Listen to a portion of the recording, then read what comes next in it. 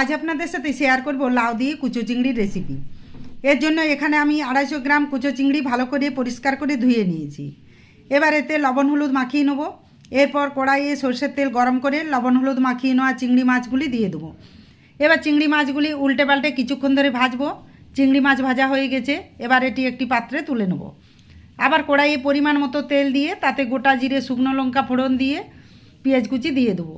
পেঁয়াজ একটু ভাজা হয়ে এলে টমেটো কুচি দিয়ে নাড়াচাড়া করে 1 চামচ আদা কাঁচা লঙ্কার পেস্ট দিয়ে দেবো। মশলা ভালো করে কষিয়ে একে একে জিরে ধনে হলুদ গুঁড়ো আর সামান্য জল দিয়ে আবারও মশলাটা কষিয়ে নেব।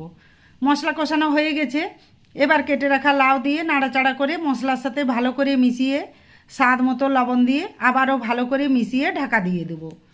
এখানে আমি কোনো জল ব্যবহার করছি না, লাউয়ের থেকে বেরোনে অতিরিক্ত জলে লাউ সেদ্ধ হয়ে যাবে। লাউ সেদ্ধ হয়ে গেছে, এবার ভেজে রাখা চিংড়ি মাছ দিয়ে ভালো করে মিশিয়ে নামিয়ে নেব। তৈরি হয়ে গেল লাউ চিংড়ির রেসিপি। এবার গরম গরম ভাতের সাথে পরিবেশন করুন এই লাউ চিংড়ি।